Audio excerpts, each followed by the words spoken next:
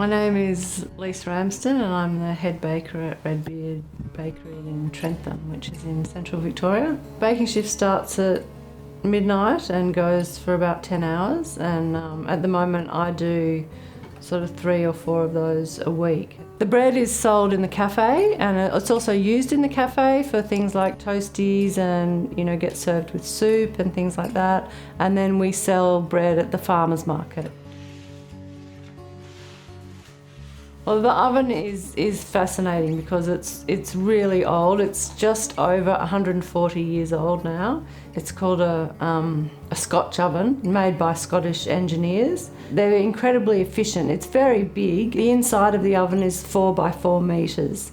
So you can imagine you can fit quite a lot of bread in there. But that is surrounded by bricks and sand, which makes up 70 tonnes of thermal mass. And it has a firebox on one side where you light the fire and clean out the ash. But all that heat gets absorbed into this thermal mass, and so that the oven will stay hot for days. I mean, we heat it, to bake the bread, we heat it up to 400 degrees before we let it then come down. The following day it's still like about 200 degrees, so you can still bake cakes and biscuits and things in it the following day, and then even the next day you can still bake meringues and other things that don't need such a hot oven. So it's a really amazing piece of engineering. The sad thing is that what happened in the 1950s is the big bread companies, they basically bought up a lot of these small community local ovens because they wanted to shut them down and start producing bread on a massive scale to sell to supermarkets and so forth. So they bought a lot of these ovens and they destroyed a lot of these ovens.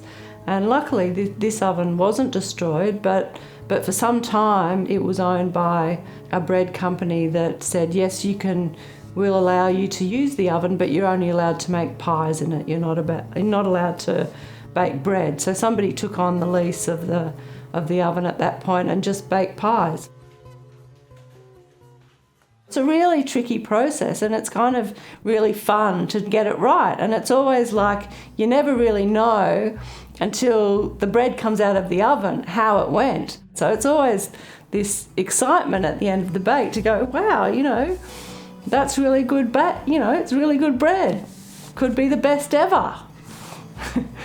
It's basically a 3-part process, the baking. So the first 3 hours is mixing. The next 3 hours is shaping the dough into loaves. And then the last 3 hours is the baking, using the wood-fired oven. We use sugar gum that comes from plantations in Western Victoria, so it's all locally sourced, environmentally grown timber, and it's all carbon neutral, so it's a very efficient and environmentally friendly and sustainable way to bake bread. And it adds a beautiful flavour to the bread, you know, it's wood-fired, and it's an amazing process to manage this oven and work with it. I've been working with this oven for quite a long time, so it's sort of like an old friend, really.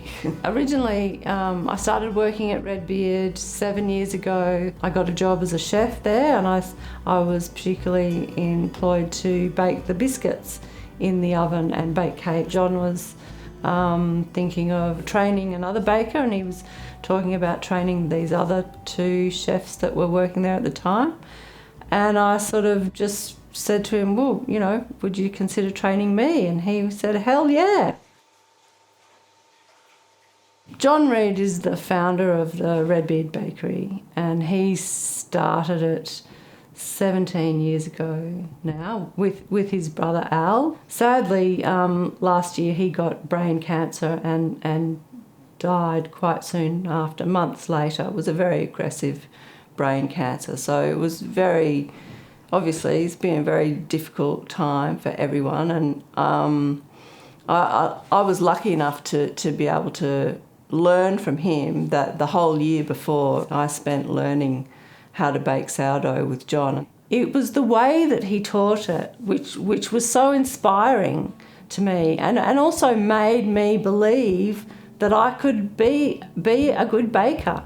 Like, you know, he was always so encouraging and supportive, and always was excited to see how the bread was going to turn out.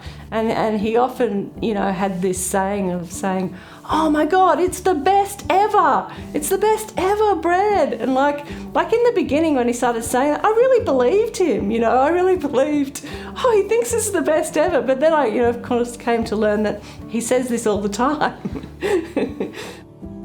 John was a real grassroots environmental warrior.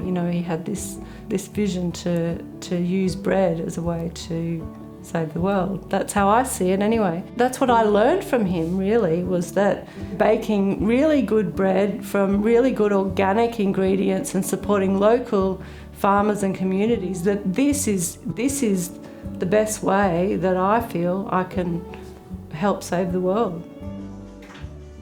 My favourite thing about the job is actually the baking process, because to me it's so interesting. You're always learning something. There's so much to learn with this process because there's so many variables and you never quite know how it's going to turn out.